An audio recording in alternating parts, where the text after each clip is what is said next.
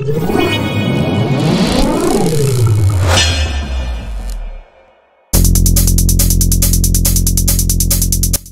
rekan-rekan value investor, di tengah kondisi yang penuh ketidakpastian seperti sekarang ini, salah satu alternatif untuk berinvestasi pada pasar saham yang paling realistis adalah pada saham-saham yang memberikan yield dividen yang tinggi, minimal di atas rata-rata bunga deposito perbankan, atau minimal di atas suku bunga Bank Indonesia yang saat ini berada di kisaran 3%. Ini adalah video yang pertama dari 5 video Highest Dividend Yield Series, yang pada setiap videonya akan saya bahas 2 emiten saja agar Anda dapat menyimak dengan mudah dan tidak membuat Anda menjadi jenuh.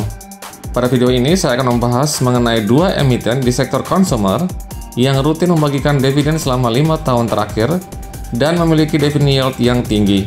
Selain itu, kedua emiten ini memiliki fundamental yang sangat bagus. Salah satu kriterianya harus memiliki ROE di atas 15%, dan masih banyak kriteria lain lagi yang akan saya jelaskan nanti. Karena itu, simak terus video ini sampai habis.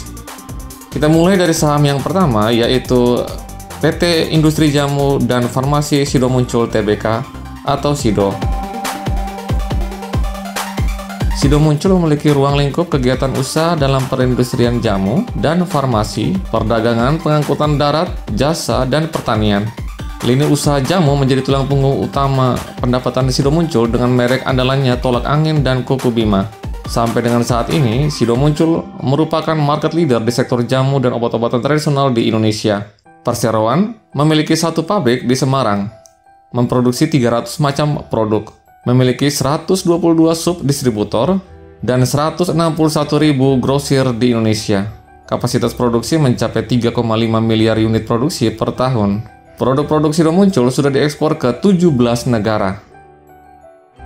Produk jamu dan suplemen masih menjadi tulang punggung penjualan Sido Muncul pada tahun 2020 ini, dengan kontribusi sebesar 63,25%. Diikuti oleh makanan dan minuman sebesar 32,4%. Dan sisanya sekitar 4% disumbang oleh lini bisnis kosmetik dan farmasi. Ada yang menarik pada laporan keuangan kuartal kedua 2020 ini. Pendapatan Sido tercatat memang mengalami peningkatan. Tapi jika kita breakdown lebih rinci, lini penjualan jamu dan suplemen justru mengalami penurunan sebesar minus 2,11%. Padahal, seharusnya produk Sido Muncul dengan merek Tolak Angin harusnya diuntungkan dengan adanya pandemik ini. Karena orang-orang pasti mencari produk ini untuk menjaga daya tahan tubuhnya. Tapi ternyata kontribusi peningkatan pendapatan Sido Muncul justru datang dari lini bisnis makanan dan minuman, dengan pertumbuhan sebesar 16,29%. Di lini bisnis ini, ada merek Sido Muncul yang juga terkenal yaitu Kuku Bima. Ini merupakan indikasi yang bagus, karena ke depan pendapatan Sido Muncul tidak akan lagi mengandalkan penjualan Tolak Angin, tapi ada juga tambahan primadona baru yaitu Kuku Bima. Sido Muncul terakhir membagikan dividen senilai 49 per lembar saham, yang dibagi dalam 2 tahap pembayaran. Dividen interim senilai 22 per lembar saham dibagikan pada bulan November 2019 dan dividen tunai dibagikan pada bulan Mei 2020 ini. Pada posisi harga saat video ini dibuat, yaitu pada harga 1.405, dividen yield Sido Muncul pada tahun buku 2019 tercatat sebesar 5,1%. Jumlah ini tentunya lebih tinggi dari suku bunga Bank Indonesia saat ini yang sebesar 3%. Berikutnya kita akan melihat laba bersih dan ekuitasnya. Pada laporan keuangan ini, kita perhatikan laba bersih Sido Muncul pada kuartal kedua 2020 sebesar 413 miliar. Naik dibandingkan dengan kuartal kedua 2019 yang sebesar 374 miliar. Sedangkan ekuitasnya pada kuartal kedua 2020 sebesar 3,77 triliun. Sedikit naik dibandingkan dengan kuartal keempat tahun 2019 yang sebesar 3,64 triliun. Pada grafik ini, terlihat laba Sido Muncul bertumbuh secara konsisten dalam 8 tahun terakhir, terutama dalam rentang tahun 2016 sampai 2019.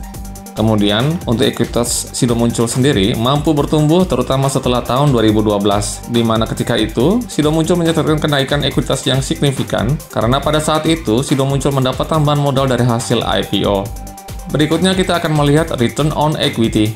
ROE Sido Muncul sampai dengan video ini dibuat mencapai 27,5%. ROE ini tergolong sangat baik untuk perusahaan customer group dengan karakteristik konsumen yang unik dan khusus. Maksud saya begini, produk sido muncul ini kan sebagian besar adalah jamu tradisional yang dikemas modern. Jadi, mungkin orang-orang yang mengkonsumsi produk-produk sido muncul adalah sebagian besar orang-orang yang memang suka minum jamu atau orang-orang yang sadar dan percaya akan khasiat jamu keluaran sido muncul. Berikutnya kita akan lihat perbandingan nilai utangnya terhadap ekuitasnya. Pada laporan keuangan ini, terlihat nilai hutang sido muncul sampai dengan kuartal kedua 2020 sebesar 366 miliar. Turun dibandingkan dengan kuartal 4 2019 yang sebesar 464 miliar. Jumlah hutang ini jauh lebih kecil dari ekuitasnya sebesar 3 triliun pada kuartal kedua 2020. Bahkan, hutang ini bisa dilunasi seluruhnya hanya dengan kas perusahaan yang sebesar 782 miliar. Jadi, kesimpulannya, nilai hutang sido muncul jauh lebih kecil dari ekuitasnya yang mengindikasikan solvabilitas yang aman. Kemudian kita akan melihat perbandingan utang jangka pendek terhadap aset lancar. Dari laporan keuangan ini kita bisa lihat aset lancar sido muncul pada kuartal kedua 2020 sebesar 1,6 triliun, turun tipis dibandingkan dengan kuartal keempat 2019 yang sebesar 1,7 triliun. Jumlah aset lancar ini jauh lebih tinggi dari hutang jangka pendeknya yang sebesar 306 miliar pada kuartal kedua 2020, yang juga turun dari kuartal keempat 2019 yang sebesar 408 miliar. Jadi kesimpulannya, hutang jangka pendek sido muncul lebih kecil dari aset lancarnya. Dan sekali lagi menegaskan solvabilitas yang kuat dan aman dari sido muncul. Berikutnya kita akan lihat saldo labanya.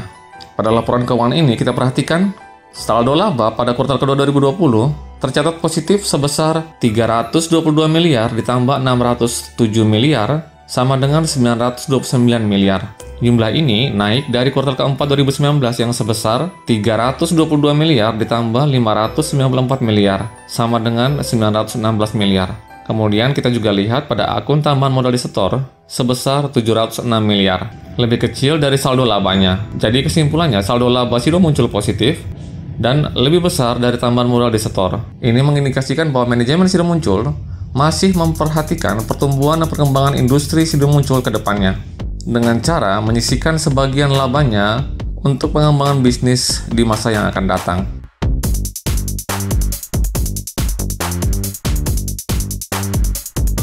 Berikutnya kita akan lihat rasio keuangan yang menunjukkan profitabilitas sido muncul. Pada gambar ini terlihat gross profit margin sido muncul sebesar 51,3%, mengalami peningkatan dari rata-rata gross profit margin selama 5 tahun terakhir yang sebesar 46,6%. Kemudian kita ke operating profit margin yang juga cukup baik sebesar 30,7%. Lalu kita ke net profit margin sido muncul yang sebesar 25%, yang mengalami peningkatan dari rata-rata net profit margin selama 5 tahun terakhir sebesar 21,9%. Berikutnya, kita akan melakukan analisa secara teknikal. Kita perhatikan pada chart weekly ini, dalam jangka pendek, sido muncul masih akan bergerak uptrend. Terlihat, harganya masih ada di atas MA100 yang ditandai dengan garis berwarna merah ini. Support terdekat ada di level 1200. Sementara itu kita lihat pada indikator stochastik yang ada di bawah ini menunjukkan harga sudah mulai masuk ke area jenuh beli. Oke, itu semua analisa saya untuk saham sido muncul. Sebelum kita lanjut ke saham selanjutnya, silakan klik subscribe jika Anda merasa mendapat manfaat dari video ini. Dan aktifkan bel untuk mendapatkan update jika saya mengeluarkan video baru. Saham berikutnya adalah Unilever dengan kode saham UNVR. PT Unilever Indonesia Tbk merupakan perusahaan yang bergerak dalam pembuatan, pemasaran, dan distribusi barang konsumen yang populer di Indonesia. Hampir semua produk Unilever dikenal dan menjadi kebutuhan utama masyarakat Indonesia. Kegiatan bisnis utama perseroan terbagi ke dalam dua segmen operasi. Yang pertama ada kebutuhan rumah tangga dan perawatan tubuh yang meliputi produk kosmetik dan juga produk-produk kebersihan rumah tangga dan tubuh seperti deterjen, sabun, sampo, obat gigi, deodoran, dan segmen makanan dan minuman yang meliputi produk-produk makanan dan minuman seperti es krim, kantong teh, kecap, minuman sari buah, dan bumbu-bumbu masak. Sebagian dari merek utama untuk produk kebutuhan rumah tangga dan perawatan tubuh adalah Rinso, Lifebuoy, Clear, Pepsodent, Rexona, dan Pond's, serta Lux, Vaseline, Sunlight, dan lainnya. Merek utama untuk produk makanan dan minuman seperti Walls, Sariwangi, Bango, Buah Vita, Royco, Magnum, Pedal Pop, Fast, dan lain-lain. Pada semester pertama 2020, Unilever mencatatkan kenaikan penjualan sebesar 1,5% secara tahunan. Namun, jika dilihat dari kuartal kedua 2020 saja, penjualannya tercatat turun sebesar 1,6%. Segmen yang mengalami tekanan cukup berat adalah Unilever Food Solution, yang memang konsumennya terbesar adalah hotel dan restoran. Nah, hotel dan restoran ini tentunya yang paling terkena dampaknya dari penerapan PSBB di beberapa kota besar di Indonesia. Unilever pada tahun 2020 ini akan membagikan dividen senilai 107 per lembar. Sebelumnya, Unilever sudah membagikan dividen interim senilai 430 per lembar saham yang sudah dibagi pada bulan Desember tahun 2019 sebelum terjadinya stock split. Pada posisi harga saat ini yang sebesar 8.125, dividen yield Unilever pada tahun buku 2019 tercatat sebesar 6,6%. Tentunya, dividen yield ini untuk saat ini lebih tinggi dari rata-rata bunga deposito perbankan Indonesia. Berikutnya kita akan lihat laba bersih dan ekuitas. Pada laporan keuangan ini kita perhatikan laba bersih Unilever pada kuartal kedua 2020 sebesar 3,619 triliun. Turun tipis dibandingkan dengan kuartal kedua tahun 2019 yang sebesar 3,697 triliun. Sedangkan kita perhatikan ekuitasnya pada kuartal kedua 2020 sebesar 8,8 triliun yang mengalami kenaikan dibandingkan dengan kuartal keempat tahun 2019 yang sebesar 5,2 triliun. Pada grafik ini terlihat laba Unilever bertumbuh secara konsisten dalam 12 tahun terakhir. Tapi jika kita perhatikan, pada tahun 2018 ada lonjakan laba yang signifikan yaitu sekitar 30% pada saat itu. Hal ini karena ada pemasukan yang besar dari penjualan salah satu lini perusahaan yaitu bisnis spiritnya. Kemudian untuk ekuitasnya juga sama menunjukkan pertumbuhan yang terlihat agak datar dan memiliki kenaikan yang tipis kecuali untuk tahun 2018 yang seperti tadi sudah saya jelaskan. Berikutnya kita akan melihat return on equity. ROE Unilever sampai dengan video ini dibuat mencapai 83,1%. ROE ini tergolong sangat besar untuk rata-rata perusahaan yang listing di Bursa Efek Indonesia. Selanjutnya, kita akan lihat perbandingan nilai hutangnya terhadap ekuitasnya. Pada laporan keuangan ini, kita melihat nilai hutang sampai dengan kuartal kedua 2020 sebesar 12 triliun, turun dibandingkan dengan kuartal keempat tahun 2019 yang sebesar 15 triliun. Jumlah hutang ini lebih besar dari ekuitasnya yang sebesar 8 triliun pada kuartal kedua 2020. Jadi kesimpulannya, nilai hutang Unilever lebih besar dari ekuitasnya, yang sebenarnya mengindikasikan solvabilitas yang sebenarnya kurang aman untuk Unilever. Berikutnya kita akan lihat hutang jangka pendek terhadap aset lancarnya. Pada laporan keuangan ini kita melihat aset lancar Unilever sampai dengan kuartal kedua 2020 sebesar 9,4 triliun. Jumlah ini naik dibandingkan dengan kuartal keempat 2019 yang sebesar 8,5 triliun. Jumlah aset lancar ini sedikit lebih rendah dari hutang jangka pendek yang sebesar 10 triliun pada kuartal kedua 2020, yang mengalami penurunan dari kuartal keempat 2019 yang sebesar 13 triliun. Jadi kesimpulannya, hutang jangka pendek Unilever lebih besar dari aset lancarnya, tapi angkanya tidak terlampau beda jauh. Dan menurut pandangan saya, perusahaan sekelas Unilever yang bisnisnya sudah mature, jika mempunyai komposisi hutang seperti ini, saya menilainya masih cukup aman. Berikutnya kita akan melihat saldo labanya. Pada laporan keuangan ini kita perhatikan, pada kuartal kedua 2020, saldo labanya tercatat positif sebesar 8,6 triliun. Jumlah ini naik dari kuartal keempat tahun 2019 yang sebesar 5 triliun. Kita juga perhatikan pada akun tambahan modal desetor yang sebesar 96 miliar. Jumlah ini jauh lebih kecil dari saldo labanya. Jadi kesimpulannya, saldo laba Unilever tercatat positif dan lebih besar dari tambahan modal desetor. Saldo laba yang positif ini menunjukkan Unilever yang terakumulasi selalu mendapatkan profit dan selalu menyisihkannya untuk kepentingan perkembangan perusahaan ke depannya. Berikutnya kita akan melihat rasio keuangan yang menunjukkan profitabilitas Unilever. Pada gambar ini kita lihat gross profit margin Unilever tercatat sebesar 50,3%. Gross profit ini mengalami penurunan dari rata-rata selama 5 tahun terakhir yang sebesar 51,1%. Kemudian kita akan lihat operating profit marginnya sebesar 22,1%.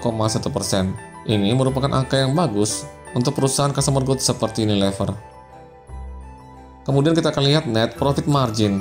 Pada tahun 2020 ini, Unilever mencatatkan net profit margin sebesar 16,6%. Angka ini mengalami penurunan dari rata-rata net profit margin selama 5 tahun terakhir yang sebesar 17,6%.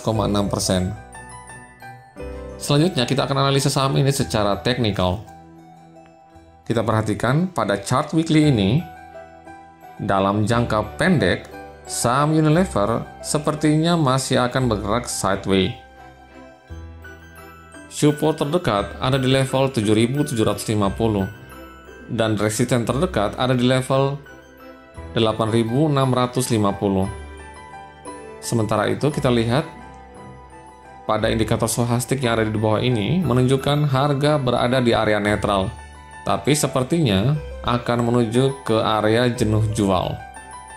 Kalau harga sudah menyentuh atau memasuki area jenuh jual, itu adalah saat yang tepat untuk kita mulai mengakumulasi saham ini. Oke, sekian dulu video kali ini. Disclaimer on. Jangan Anda membeli saham hanya karena Anda menonton video ini. Pastikan Anda sudah meneliti lebih mendalam sesuai dengan preferensi risiko Anda. Terima kasih. Salam Value Investing.